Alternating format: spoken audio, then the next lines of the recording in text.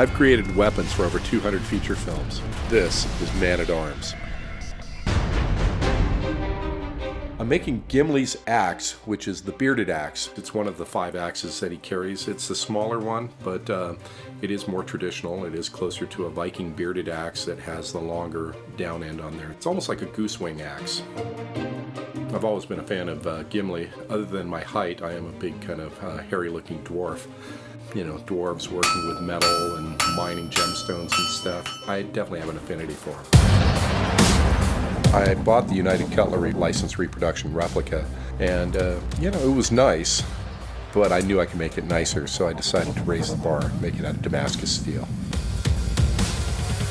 The Damascus is actually pattern welded steel. I'm starting with 37 layers of dissimilar metals. I'm starting with a layer of 1075 spring steel, old bandsaw blades from the lumber mills up in Oregon, which is made out of 15N20. It's a high nickel alloy. And then pure nickel from electrically deposited record masters for pressing vinyl records. So those are kind of a rarity nowadays.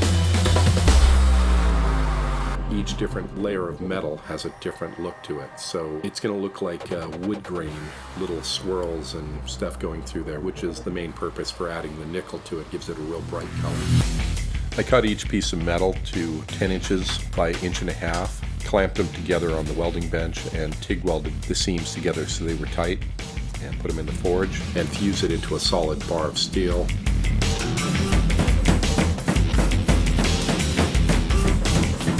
Cut that in half and fold that on itself, making 74 layers.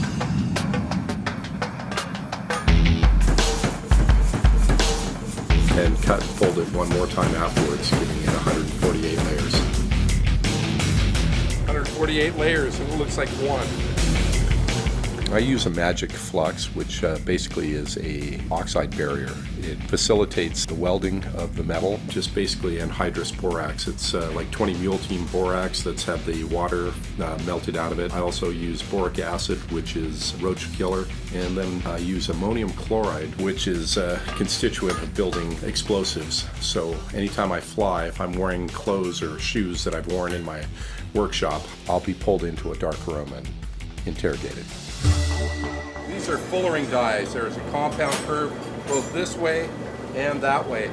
And when I take that, I can make the metal move the direction I want. So we're going to draw the beard of the axe down a little bit longer with these dies.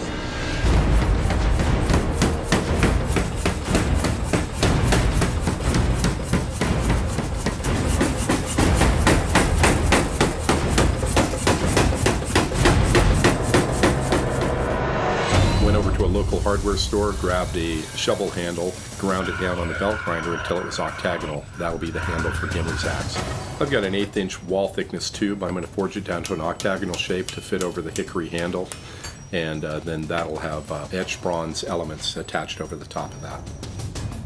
I had Elizabeth, who works for me, who's a very talented artist, redraw the artwork for the bronze overlays on vellum and transfer that to a polymer silkscreen that we used as a resist for electrochemical etching the bronze.